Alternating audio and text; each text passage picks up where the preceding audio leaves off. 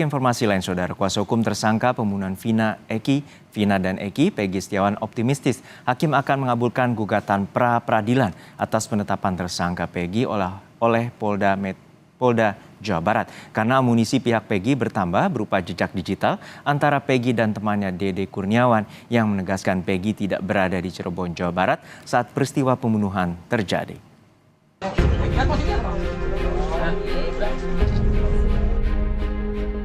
Satu pekan jelang digelarnya sidang pra-peradilan tersangka pembunuhan Vina dan Eki di Cirebon, Jawa Barat, Peggy Setiawan.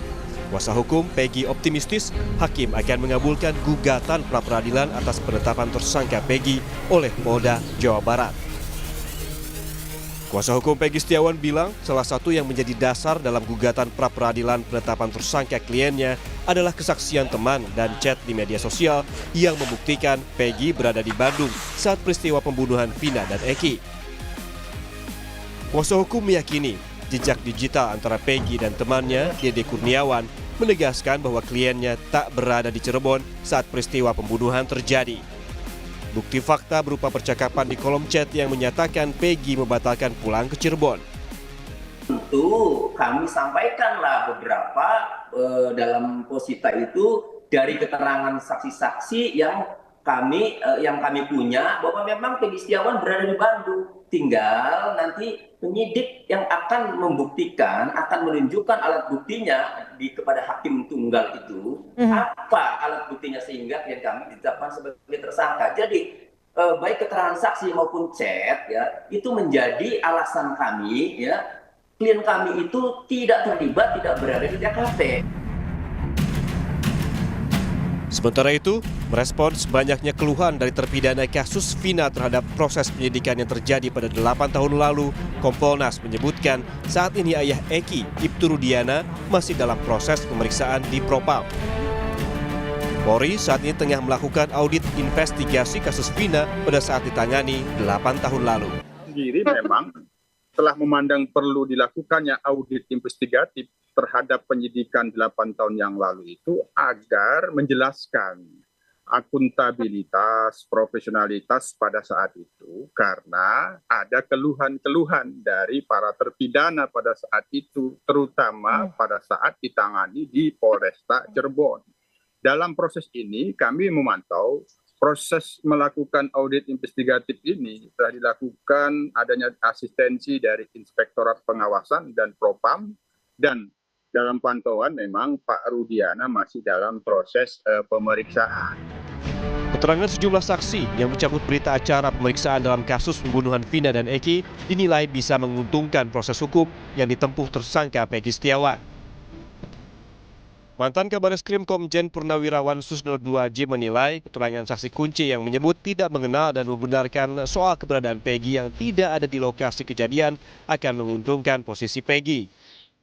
Ini kan berarti kan meringankan Peggy ya. Ditambah lagi dengan kesaksian yang lain. Karena kesaksian yang lain mengatakan Peggy tidak ada di sana, tidak ikut dalam perbuatan itu. Mereka tidak kenal Peggy. Padahal ini tindak pidana yang dilakukan bersama-sama. Ya bagaimana kalau kenal saja tidak, dia berada di situ tidak.